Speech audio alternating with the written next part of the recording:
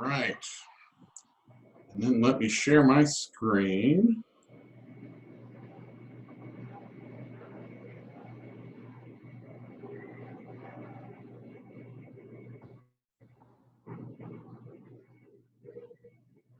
All righty. So, welcome everybody to this this webinar from the Jesuit Schools Network, and I'm Jeff Hausman with the Rupe Virtual Learning Academy, which used to be the Jesuit Virtual Learning Academy. We're in that transition period, we're really pleased to be able to support the JSN in this endeavor. And Kristen's going to talk a little bit more about the series and the importance of it, so I'm going to let her do that here in just a second. So, Kristen Coley, you will meet in just momentarily if you don't know her already. And then I'm going to introduce also my associate, Carol Kelly, who will be doing the Q&A. And then I'm going to reserve the last two for Kristen to introduce. So I'll wait on John and Wendy. My role in this is quite simple. I get to say a prayer at the beginning. I get to set a little bit of context, and then I get to go away. So that's what I'm going to do, okay? With that, I want to have this prayer, and I picked this particular prayer because I think it's appropriate when we're talking about kind of the concepts associated with this webinar series, and that, you know, the progress can be slow at times, right? And really, so what we're really trying to do is kind of set some context and let people kind of chew on some things. And I think this is a nice prayer to kind of provide that context. So this is as you can see, a prayer by Pierre Chardin. Above all, trust in the slow work of God. We are quite naturally impatient in everything to reach the end without delay. We should like to skip the intermediate stages. We are impatient of being on the way to something unknown, something new. And yet it is the law of all progress that it is made by passing through some stages of instability, and that it may take a very long time. And so I think it is with you. Your ideas mature gradually, let them grow. Let them shape themselves without undue haste. Don't try to force them on as though you could be today what time, that is to say, grace and circumstances acting on your own goodwill will make of you tomorrow. Only God could say what this new spirit gradually forming within you will be. Give our Lord the benefit of believing that His hand is leading you, and accept the anxiety of feeling yourself in suspense and incomplete. So, again, this is a webinar, right? And so what I want to do is just sort of set the context as to what you can expect out of today. And the big thing is to recognize, obviously, that your mics and your video aren't on. And the reason for that is because that adds a lot of distracting noise. And so what we really want to focus on is obviously the presentation today. And so what you're going to see, two buttons on your screen that are going to allow you to participate in this experience. We really want you to participate, okay? So you're going to see two buttons. One is a chat button, okay? And one is a Q&A button. And we ask you to use them as they are identified, right? Use the chat to chat. So if you have something you just want to talk about, you know, a comment, something you want to make, please do so there.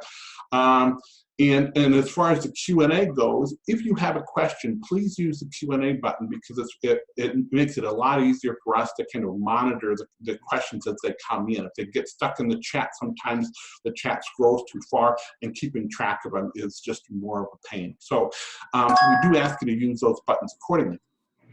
This presentation is being recorded, and so this recording will be sent out to you for you to share with colleagues later, okay? So that is the extent of my duties for today. And so what I'm going to do is turn it over to Kristen Coley. Kristen? Thanks, Jeff. Welcome, everyone, and thank you very much for being with us this afternoon. We know it's a busy day in the middle of a busy time in school, so we're grateful for your time.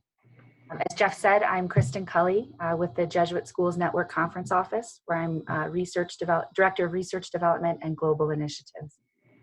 So on behalf of the JSN, welcome to what is our inaugural Ignatian Inquiry virtual session. And this is a brand new component of our research development platform that we're excited about.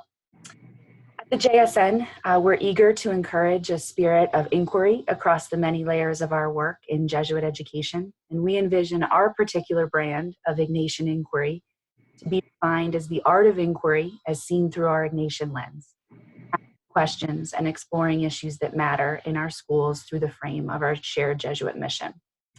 Many of you are familiar with the various events and programs supported by the JSN, where we have the opportunities to connect across schools with fellow educators. Programs like our seminars in Ignatian leadership, our many cohort gatherings, and our colloquium that's held every 3 years, coming up this summer in Chicago. Opportunities to connect in person provide exceptional means to branch out of our own worlds, our classrooms, our offices, and our halls, learn about the work in other schools and the programs that are going on across the network. The idea of these Ignatian Inquiry virtual sessions is that we will carve out space to connect virtually in the time in between our many in-person gatherings. We want our Ignatian Inquiry sessions happening more than every 3 summers at the colloquium. And with the support of JVLA, Arupe Virtual, we will be able to meet virtually in this space to share, to learn, to talk about all of the good work that is going across our schools in North America. So hopefully this will become a space for conversation about the work going on across the JSN. Inaugural webinar, we'll hear from Wendy Schmiedler, English Department Head, and John Horty, English teacher from St. Ignatius College Prep in Chicago, as they share their experiences working on a revised portion of the 12th grade English language arts curriculum. Wendy and John will share their experiences in designing the senior seminar around the graduate at graduation with 4 curricular units, saying from an examination of oneself and home, community and city, in this case Chicago, one's culture and social justice, and one's perspective on self and humanity. And John will examine the implementation and the outcomes of the senior seminar and share their experiences throughout the process. This was a project that they explored in their work in the seminars in Ignatian leadership. So I'll turn it over now to our main show, Wendy and John, to properly introduce themselves and to share their learning. Thanks, Kristen.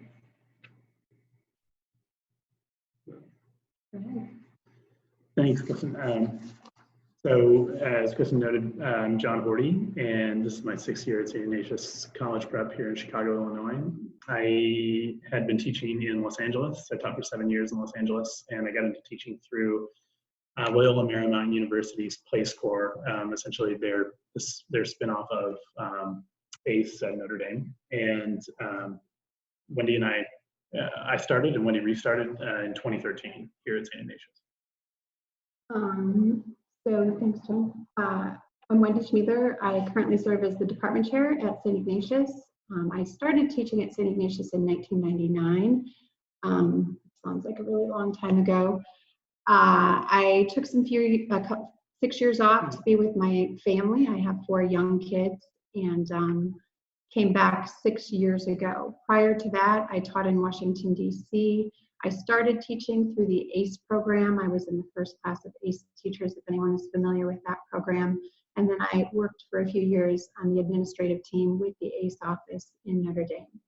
So I came back 6 years ago and restarted with John, and we've just kind of created a good working relationship, friendship, and started seminars at the same time. So I'm going to kick it back to John to kind of explain how we landed here with this project. Yeah, so the Ignatian Inquiry Project, as I understand it, was called we were in the middle of the transition from the seminars from 3 years to 2 years, and it was originally the Back Home Project. And then as it's become the Ignatian Inquiry Project, both Wendy and I were trying to determine what we would like to explore here at St. Ignatius. And we had the timing of our entry into seminars had coincided with the development and implementation of a new course for our seniors, a 1 semester elective. And so we just thought, this is the kind of process, doing the inquiry into what's worked, what hasn't, where we want to take the course, is the sort of project that we would hope that we would be doing anyway as teachers and as our sort of best selves as teachers. And this presents a formalized process and an opportunity for us to undertake that review together and then also to present our findings. And so the confluence of events that has allowed this to happen is sort of remarkable, but it just arose organically from the different opportunities and the timing of everything that was happening with both the course and with seminars themselves. So I'm going to let Wendy run you through where the course came from and our curriculum review and all of that. As John said, it was kind of a happy coincidence that we were already starting this work anyway, and the Ignatian inquiry and our work in the seminars really helped us, I think, be more reflective and give attention to how the course was coming together in a way that maybe we wouldn't have been as attentive if we didn't have the tools that we were learning, for sure. I think that's completely. And help from Kristen and others to remind us to kind of advise us on how to look at what we're doing. So to back up, when John and I started in 2013, we were in the midst of really overhauling and doing some significant curriculum review of our freshman, sophomore, and junior curricula. So we have a pretty traditional course scope and sequence. So we have world literature freshman year. We do not ability track. All students take world literature. Sophomore year, they take either American literature or American studies, which is a cross-curricular class taught with history. Junior year students take British literature.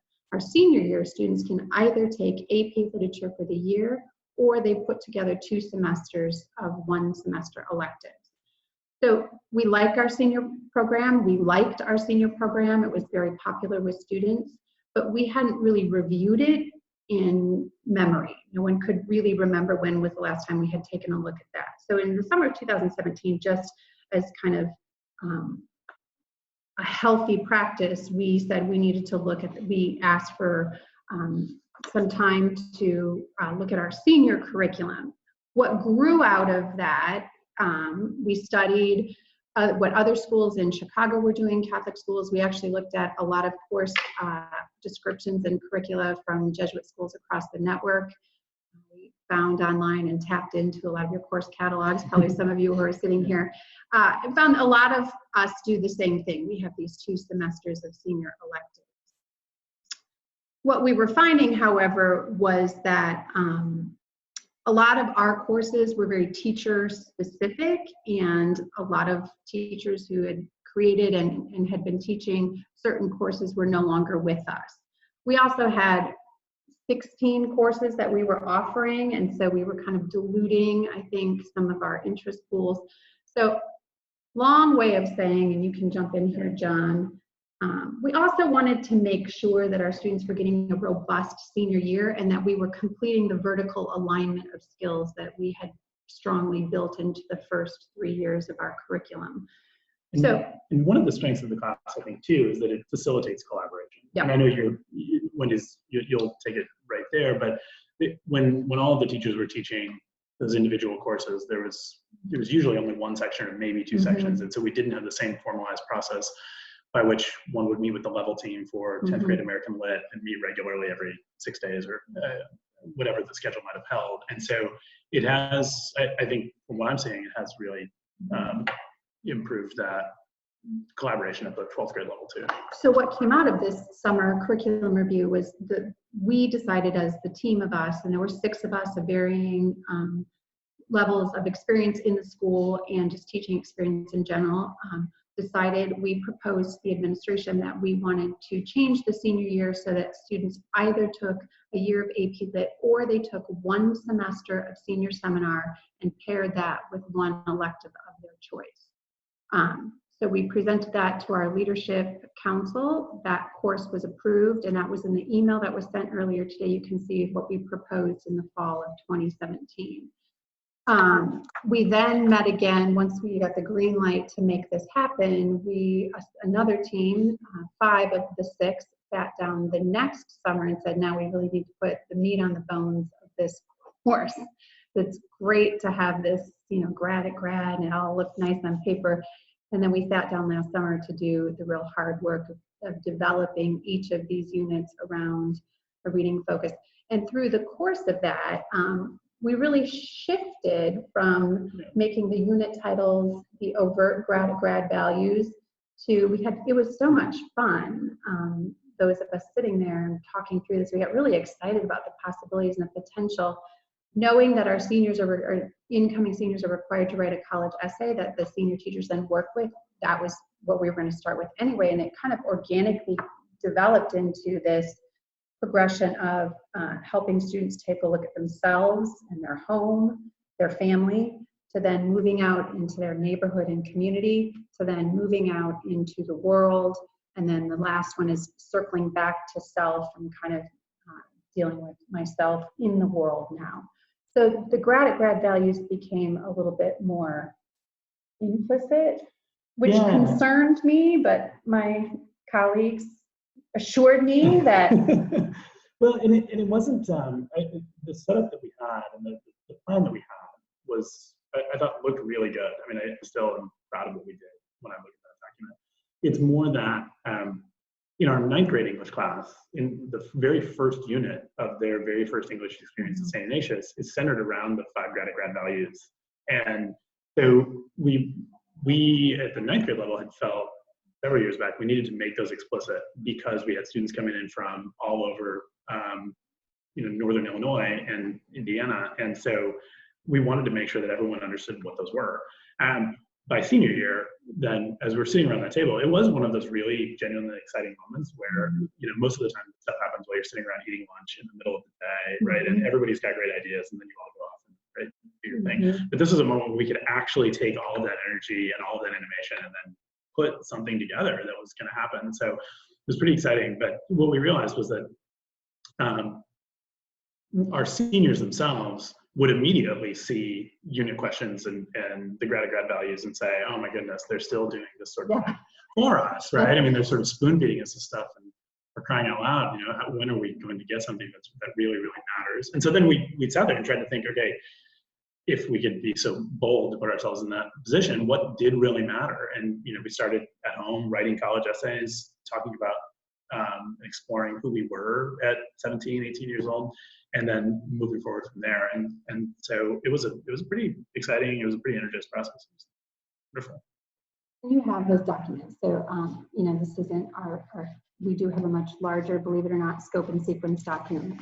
We thought the one that has the blue on the left was a pretty robust picture of what we work. We work out of the Bedford text. So the other thing with the senior seminar, it really became a merging of 2 classes that we eliminated from our elective offerings. We had a college writing course that was very popular, and we had a multicultural melting pot, a couple different courses that spoke to specifically kind of a multicultural lens, diversity. So we eliminated those 2. In our minds, we were kind of merging the 2. And because we're in Chicago, which has such a rich literary history, I mean, our whole second unit is Chicago. That so far is the most popular of the 3 units based on my classroom experience. We wanted to share with them this rich literary history of Chicago. And honestly, one of the changes that, jumping ahead a little bit, when we sat down at the end of the first semester and assessed what went well, what we needed to work on, and we met constantly throughout first semester as we were kind of putting the pieces in place and sharing kind of the daily material. But at the end of the first semester, I mean, I realized when I was in Unit 2 first semester, I was trying to do a survey of all the great Chicago writers, which Sandberg, Brooks, Albarn, Turkle, right? I ended with some contemporary spoken word poetry because we have an alum of the school, Jamila Woods, who's really in the scene right now. Well, the students were so taken by the spoken word poetry, and I realized that when I broadened my look at the spoken word poetry, so many of the poets working and writing right now in Chicago use allusions to reference all these giants of the past 100 and 150 years anyway, so I could kind of access the Albarns and the Turkles. Phrases like stackers of wheat are popping up and everywhere. Yeah. So second semester, that Unit 2, a couple of us, I've shifted to exclusively doing contemporary nonfiction essays and spoken word poets. and short story. We do a Cisneros short story. So I don't know. Jumping ahead indeed, but that's great. I mean, we'll get there. Just some basics about how the class is actually working in practice this year. It's a 1-semester course. Students take it either first semester or second semester, depending on how scheduling has worked out. And there are currently 4 teachers of it. I currently do not teach the class. So Wendy does, I don't, and then we have 3 other instructors who do teach the course.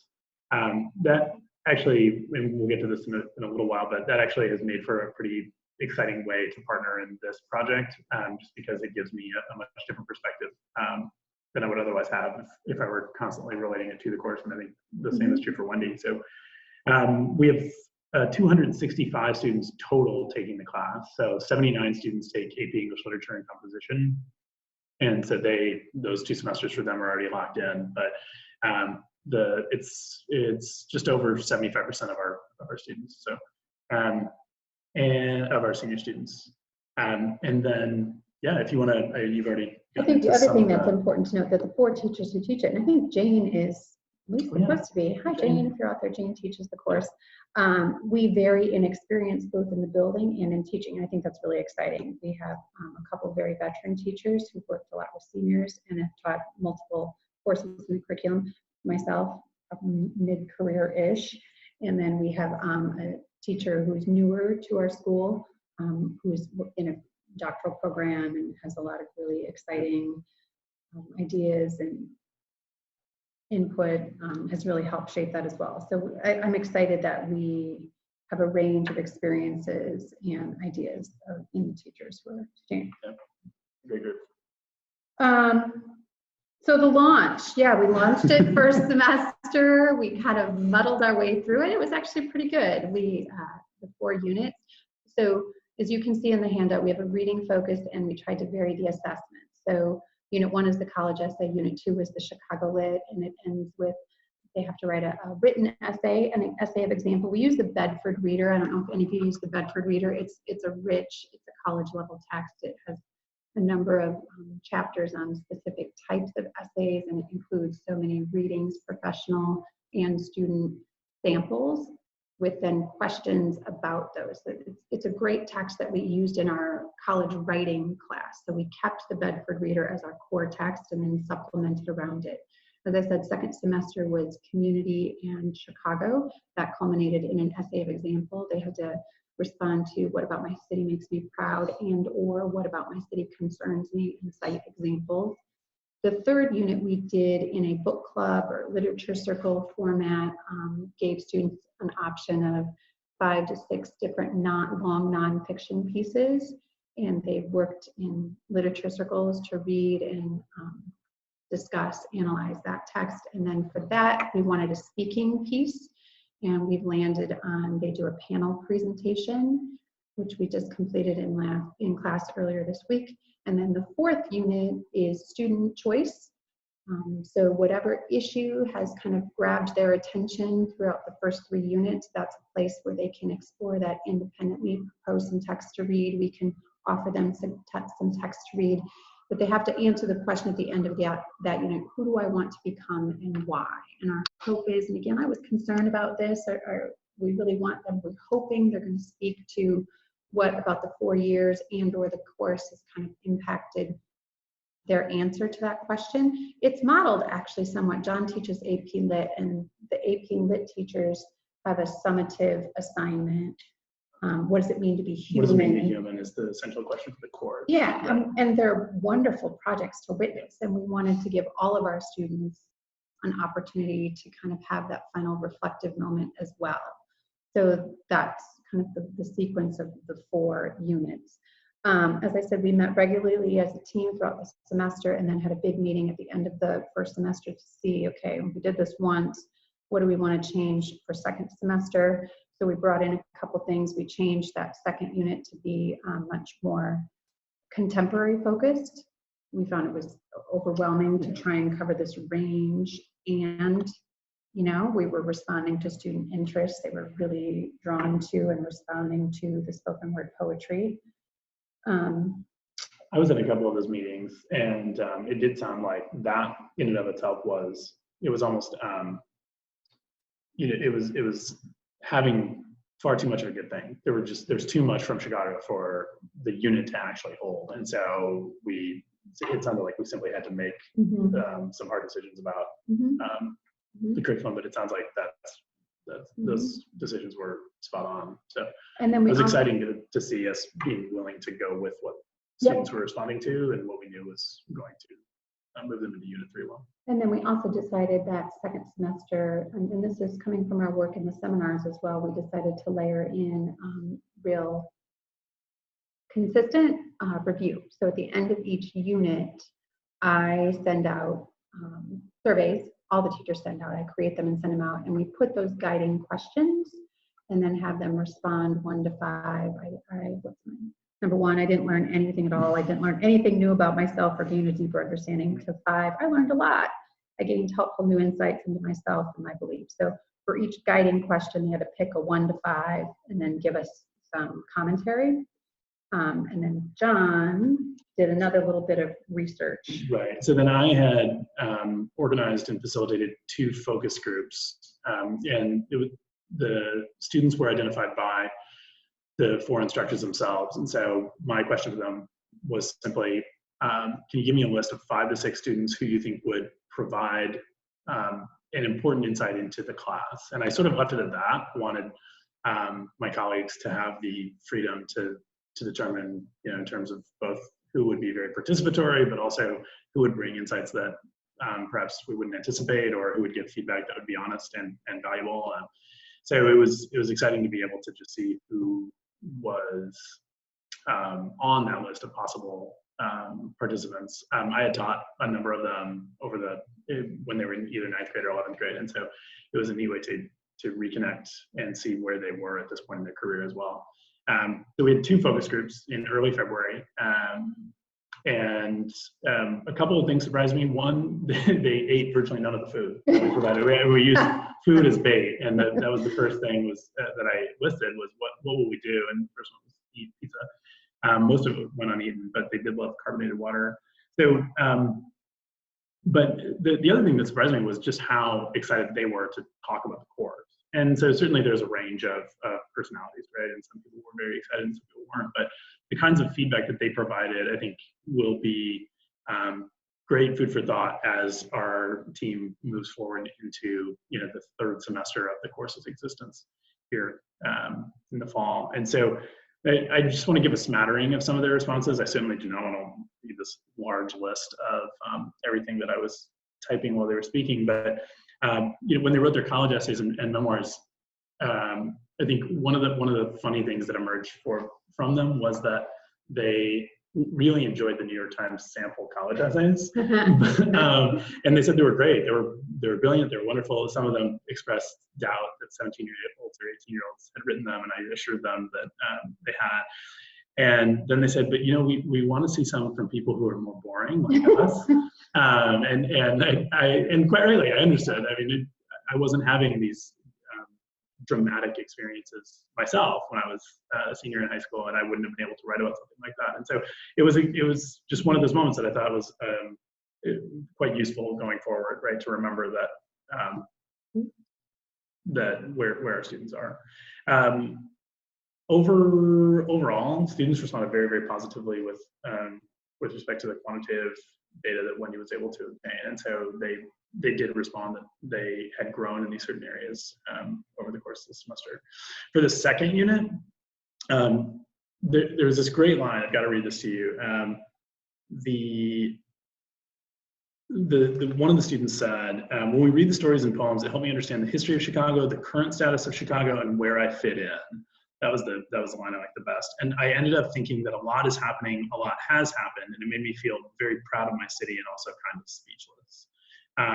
And it came from a student who I said very little throughout the rest of the focus group. So I got the sense that there really were the kind of impact that we were hoping that we would provide an opportunity for students to have, or the kind of experience that we were hoping to provide an opportunity for the students to have did indeed happen. And context is important. You have to remember that in Chicago, first semester, we also had the Laquan McDonald trial. And we were dismissed actually early from school the day the verdict was announced because we weren't sure what would happen. And so I think by nature, anyone, those of you who teach literature, the spoken word poetry has this activist element to it. And so it was a way for us to really get into race and neighborhoods and a lot of those issues in a way that was engaging and thought-provoking. And then we were living it. Did students want to discuss the trial and the verdict? And I don't know if they wanted to discuss the trial. Discuss that particular? I don't know if they wanted to discuss the trial and the verdict, but we couldn't really ignore that it was in the ether. Right. And when we're reading Jamila Woods, who's not that much older than they are, and who's from, a predominantly white neighborhood. Well, she's from Beverly, which,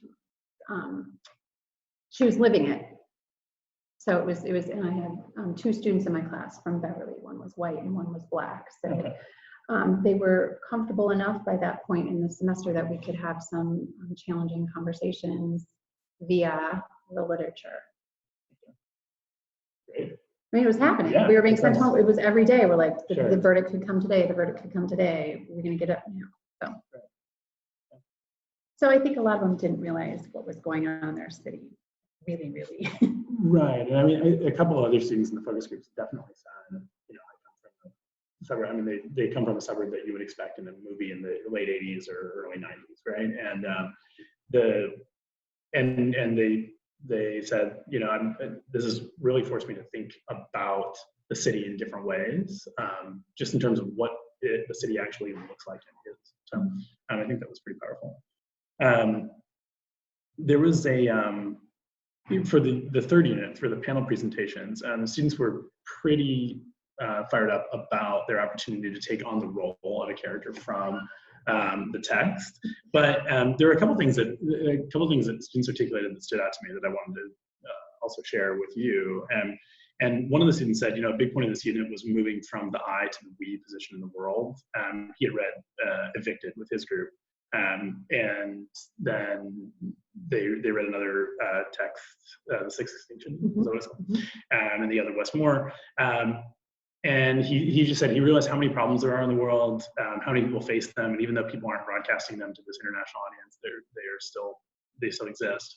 And then this last line it was particularly powerful for me as an educator in a Jesuit institution. He said, I realized all these things, and there's something I can do about it because we've gained more knowledge about the things that are happening, which I think for many of us captures, what we hope our students walk away with. Right? And then so Wendy was speaking to the presentation that students do at the end of their AP Literature course. For many people in that unit 4 in senior seminar, that took the form of a TED Talk. That was an option. And so that was an option. Okay. And so some of the students said that this was also an incredibly powerful experience for them too. They had quite a bit of free reign to work with the TED Talk in whichever ways they wanted. They took it in a variety of directions, and they were the one up there facilitating the conversation. I think was what I took away from it. So. It was powerful. It was powerful to hear them talk. I would love to do these focus groups with other classes as well, or have you do them have other people do them for my class, because I think there's this element of the students did seem fairly open to sharing in a way that I don't know that they would have been had they actually been in my class. Even though the semester would have ended, the grading period would have ended, still there's that dynamic that's left over. So anyway. Mindful time, where are we going? We will, assess again at the end of the second semester. If John's willing to do focus groups, that'd be awesome before they graduate. So I think we can do I'm figuring out how to tease out better information from the unit surveys, which is helpful. And I guess just one final observation I had, we didn't imagine this necessarily from the start of being a contemporary literature course, but one of the surprises that I've liked is that so much of the rest of our freshman, sophomore, junior curriculum is really survey. We don't read a lot of contemporary literature outside of the other electives. So that was an organic void that I think we ended up filling.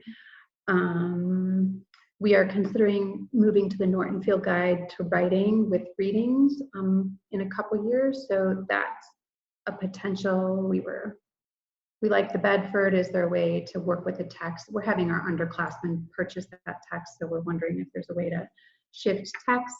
I know other schools, Seattle Prep has a bigger capstone project than we do here, and so just the one course. So I am excited this summer, maybe at Colloquium, to pick the brains of other people at other schools, maybe some of the people listening who are doing something similar. Or, I mean, if we could bring this outside of the English department, that would be really exciting. We have a lot of crazy stuff already with the drop cascade schedule and change in a religion curriculum. Our science curriculum has changed, so we're not there quite yet, but I think there's a lot of interest outside the English department to somehow integrate this even more broadly. So, I mean, I think. Yeah, one of the remarks that one of the students had was that the course had helped her understand that everything's connected. And then she specifically cited several other courses she was taking, right? And so it did get me thinking about what one of our colleagues has often referred to, the department silo, right? And she was making that connection. And it sounded like the course itself helped her make that connection. But, I think we're always trying to move in that direction. Questions? Yeah. This is where Jeff comes in with questions.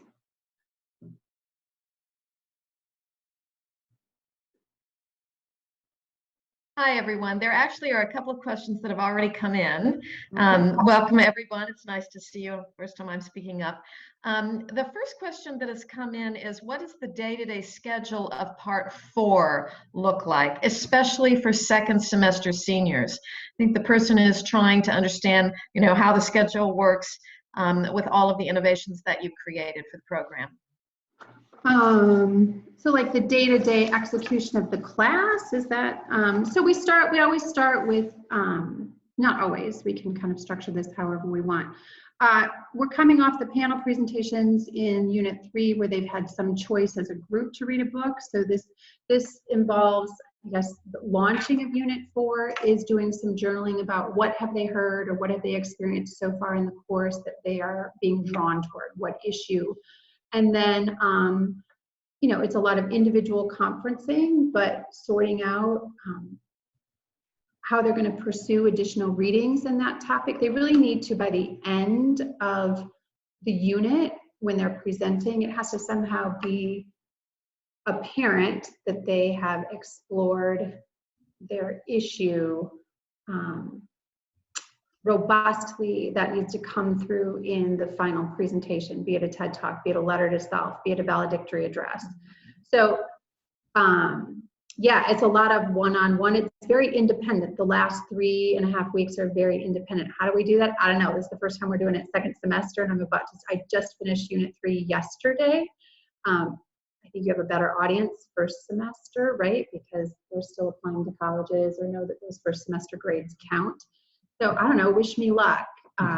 It's a pretty, by this point, that's what I experienced last semester and again this semester is the community that we build in class is so strong.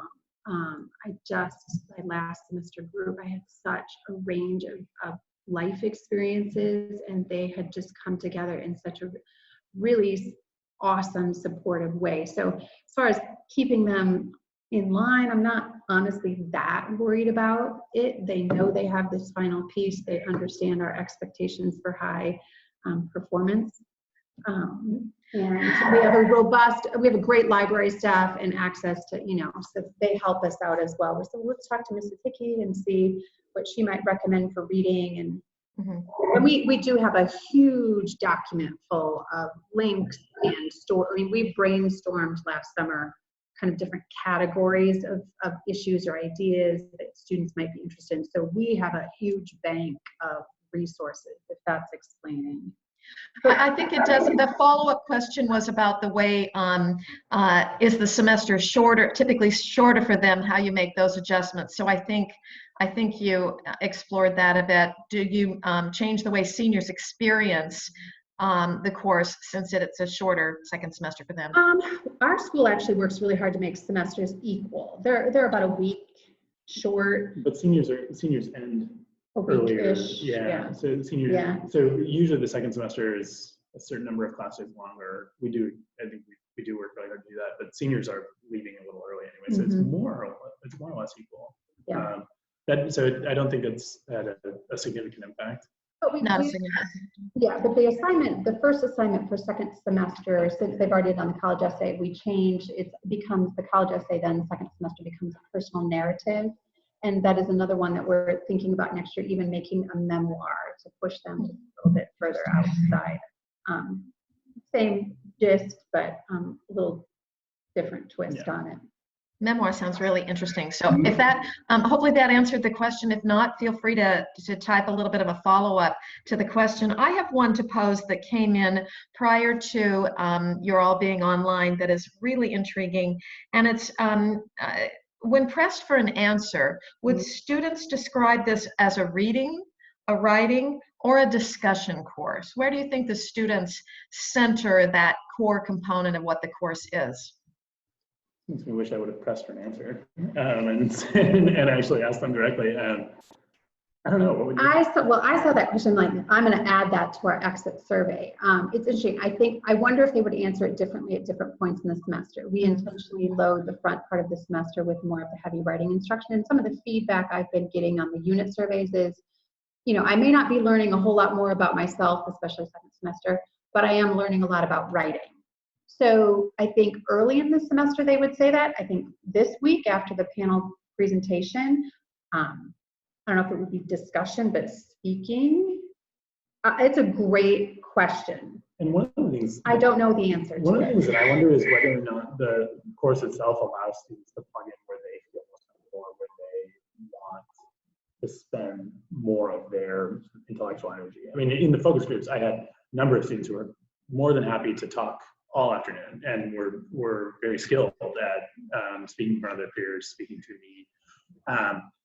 But there were clearly students there who were much more comfortable putting their answers in writing, and one student actually did send me a follow-up email. And so I don't know.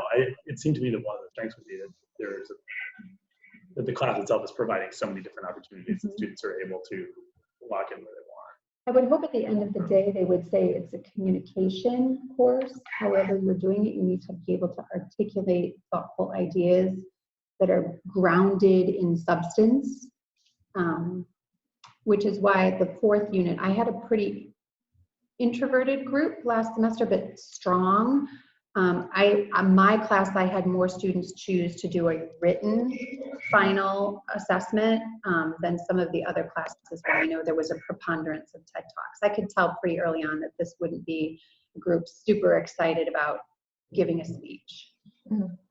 I have, there's questions coming in, so forgive me for interrupting. I just want to make sure we get to them. This is a question from, I won't be able to pronounce his last name probably correctly, Mark Diashishin, maybe perhaps, who thinks it's an amazing initiative. He's really impressed with the program. He has a very broad question, he thinks, which is, what's been the biggest challenge so far in terms of logistics or implementation, etc.? Honestly, I think the hardest thing was getting it approved. So really that work we had done unintentionally before we started seminars in the fall of 2017. So our curriculum review, which we said we need to do a curriculum review. And then at the end of that, when going through the seminars, you realize that one option is no change. And we said, we're just going to look at it. And it was as we were in the midst of that and looking at a lot of the programs at other Jesuit schools that we said, you know what, we can do this better. We can do our senior year better. Our seniors deserve to cap this off better. And so honestly, I feel like getting the course approved, we have a formal process for getting new courses approved. So in some ways, I think the hardest part was getting the course approved through our SLC, our School Leadership Committee Council. And then after that, once we got approved, we fortunately were very supported by our administration, said, make it happen, develop it, and then it was just fun. I think what's hard logistically now is, I keep going back to that unit too. I mean, we do have an elective called Chicago Literature, but we get into it and we want to just do, so logistically, I worry that the grad thread, I want to make sure that that thread is coming through. We did have some conversations when we got together at the end of first semester is, do we want to somehow update our rubrics to layer in some kind of criteria about writer demonstrates personal growth, or is there a way to tease those in, work those in, so that we're kind of constantly reminding the students that what we're really subversively pushing here is, are you religious, loving, open to growth, competent, Conversation that I was a part of about that exact issue, we didn't have any closure. We did say this is something that we're going to have to continue noodling, but that did end up posing this challenge, even in terms of gathering data, right? And just to what extent has the course facilitated students' ability to identify where they are exhibiting the grad values? It's hard to do that without using the language, but one of the things that we explicitly wanted to do was not use it, right? So we've encountered some challenges there, just in terms of how to frame those things and what we can infer from the responses that we do get about the grad values themselves. It sounds like you're building a language that could be really beneficial to schools across the network in terms of those kinds of evaluative questions that you ask your students, so that as you adjust for the next year, you can adjust the curriculum accordingly. I have another question here. This is from Elizabeth Slemkowski. She's from Christian Services Office. She wants to know, do you touch on privilege of groups or individuals at all when discussing social justice that challenge neighborhood in Unit 2? And if so, how are the discussions facilitated? Well, here's the beauty of teaching literature, as we all know. The conversations are often facilitated through the literature, right? And if you're not familiar with Jamila Woods, I would say everyone read Jamila Woods. She's great. And the other thing that was happening first semester is, some of you are probably familiar with the documentary America to Me. It's a 10-part docuseries by Steve James, who is in Oak Park, which is the suburb just west of Chicago. It's where I live. That documentary was on the radar, and it speaks very overtly to privilege. I will say at St. Ignatius College Prep in Chicago, our larger context is we bring in kids from all over Chicago and the suburbs, and we had an initiative going on here at school this year through the Anti-Defamation League called No Place for Hate. So we are not just in English, but across the school speaking directly about privilege. Does that mean it's easy? Does that mean kids are open to it or it makes them uncomfortable? Of course, but there's some context there in which these conversations that at least immediately focus on literature and sort of expand outward have already been happening in other spaces and in other programming around the school. Right. So students they're not coming into this totally blind, or it would not be surprising for a senior in our school. It wouldn't come as a surprise that we were talking about privilege directly and overtly in class. They're hearing it in religion, they're hearing it in formation and ministry. Does that make sense? Yeah. No, and I remember a couple years ago, our administration said to us, when times are hard, lean into mission. So I'm seeing a tie-in together in the part of the course where students are able to pursue their own topic that's captured their interest that you mentioned.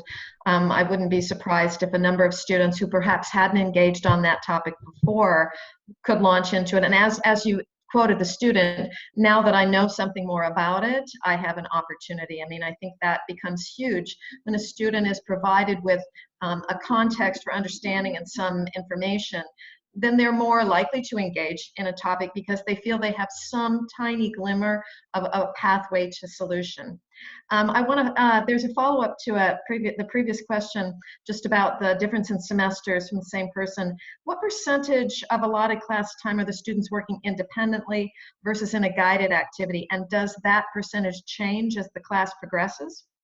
100%, yes, and that's by design. So, By the third unit, they're working in small groups, and we do everything through a Google Doc, so it's pretty well developed, a lit circle. They submit at the beginning, I'm checking all the work, and then I'll join the groups and kind of just tag in, traffic direct a little bit, challenge maybe some of the groups that I'm not sure getting at the issue in the way that is meaningful.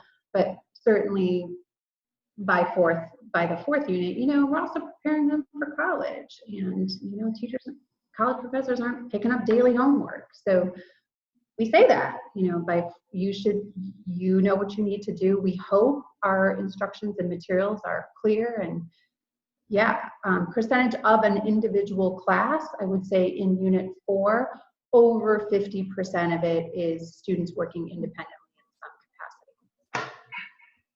Is that helpful? I actually have a question of my own to pose, and that is, after many years of teaching public speaking and lots of different kinds of alternative assessments that can be done, who's their audience? Is it primarily the students, or is it opened up? Who's the audience that comes to those presentations?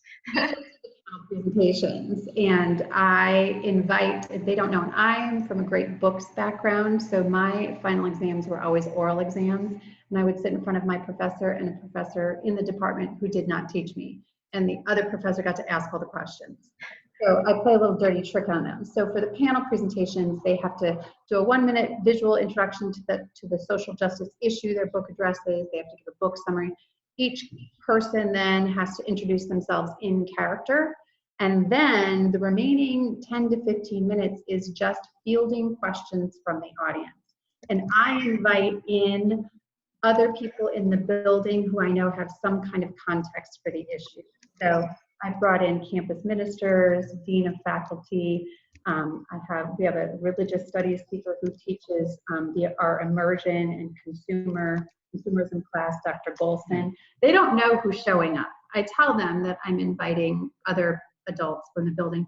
First semester, the students did hidden figures, so I brought in one of the science department chair, actually, who's a woman, and I let our guests ask the first questions and kind of exhaust there, and then I might ask some follow-up, and then it's opened up to the classmates. Great, excellent. I just want to answer a question that's come in from a couple of different places. I know you're all planning to share a document that has an overview of the program. Will that document outline the activities and the tests? I think this person is wondering how specific there may be material provided so that they can really understand in depth the program.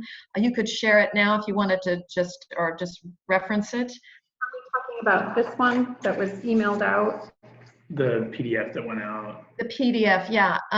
The person says, do you have a Google Doc or Word doc outlining the activities and the tests? And can you share the unit overviews? Yes, I mean, this is down from our huge working document. Right. I didn't want to send everything because I thought it would be, frankly, overwhelming. But, we have a live Google Doc where we are kind of populating the first. If you tell me who it is, I'd be happy to communicate with them. I know I have all the questions here, so I can forward them to you. But people are obviously really interested in it, and I would say you probably can't provide too much information. Yeah. I mean, I was worried, honestly, that this would be like, whoa. Yeah, there's a lot more. I think I've combed my way through the question. If someone else out there has another question, please feel free to type it, but I want to just throw the floor open to our panelists for anything further that you want to make sure you communicate. We have about 6 minutes left, and we'll stop at the hour, but if people want to stay online and have questions after the hour, that's fine. We'll be around to engage them, but in the last 5 minutes, just like to give you an opportunity to tie up or throw in last words you want to make sure you get across to the network before we close. I say the network. I know a lot of us are doing something like this, so if there is interest in this email list, of just send us an email. I'd love to continue the conversation. I know we have some math teachers and other, thank you for coming, all departments. But anyone is, and I know there are other, like I said, I know Seattle Prep is doing something. I know other schools are interested in similar, have, let's do this even better. So we are always open to improving what we're doing. So if I had social media, I'd say DM me. I don't have any social media. So email me, John. Okay. I do not have any social media. I will just say, just relating to that document, the document went out about 11 o'clock a.m. Central Time today. Okay, so that's, and it came from me, Jeff Hausman, and so that might be part of why you're not finding what you're looking for. So look for that particular document. And what we'll do when we send out the recording tomorrow, we'll reattach that document as well. So both items will go out again tomorrow, okay? Thank you to John. We've got 4 more minutes if anybody else has any questions. Otherwise, we can dismiss, right, Kristen? Yeah, I think so. Thank you to Wendy and John, though. What a great start to this conversation. Thank you so much. Really interesting material. Thanks for the opportunity to participate. It's been a lot of fun. It's been a ton of fun. We have an administration that supports it. There is a really, I don't, there's a, here is a question. Robert Hutchinson wants, can you explain a bit more on how students take on a character in Unit 3? So, I'll take, if you're familiar with The Other Westmore. So it's a book about the story of a Westmore from Baltimore who kind of gets into a little bit of trouble. His mother sends him to military school in the Bronx, Johns Hopkins, makes it kind of in life, finds out that there's another person about his age with his name who's incarcerated. So he strikes up a friendship or a letter writing and then ends up visiting Westmore in prison. So The Other Westmore is a story where Westmore explores how is it that he and the other Westmore could come from such similar beginnings and end up in such different paths. So in that panel presentation, we had Bronx West, Baltimore West, we had Bronx West's mom, we had Baltimore West's mom, and bad influence older brother. And so they then write a 1-minute monologue that says, I am so-and-so, I grew up in this neighborhood, I started following my older brother Tony because I didn't have a dad and I really looked up to Tony, right? So they read their 1 minute, and then when the audience member asks them a question, they have to respond from the perspective of their character. So Westmore's mom said, well, one of the biggest challenges was that my husband passed away and I had college loans and et cetera, et cetera. Does that answer the question? I think, yeah. Hopefully, Robert, that answers the question. It sounds like they're really being allowed to see the world through another person's eyes, and that's very effective. And here's a follow-up. Here's a question that might be a perfect conclusion question. What's your favorite text out of the program? Or can you recommend a favorite text? Well, you know what I'm going to say. I do, say it. I'm going to go back to Unit 2 and any of the spoken word poets. I think Mark Kelly Smith started the Poetry Slam in Chicago. He took to Kevin Kobal. Jamila Woods, she's contemporary, she's relevant, she speaks to, she's probably 28, 30-ish. She collaborates with Chance the Rapper, so kids will say, wait a minute, I know her. Yet her poetry I found so accessible and students were so excited by it. So check out any of the Chicago spoken word poets, but Jamila Woods I think is great. She collaborated with Macklemore on White Privilege 2, so speaking of privilege, that's what I would say. Okay. Well, my experience is limited to what students had responded, but they cited The Other Westmore several times, Distinction several times, and Evicted came up, I would say, the most often of housing crisis in Center Milwaukee. So it sounded like the range there was pretty strong.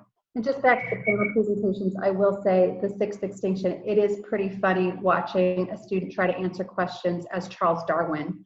So that's fun.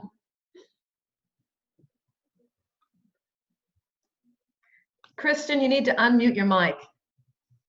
Thanks. Everybody, thank you so much for all of our guests that joined us. Thank you especially to Wendy and John for all the time you put in for today. It's really a terrific example of the good work that's going on across the JSN. So thank you. Have a great rest of the day. Take care. Bye.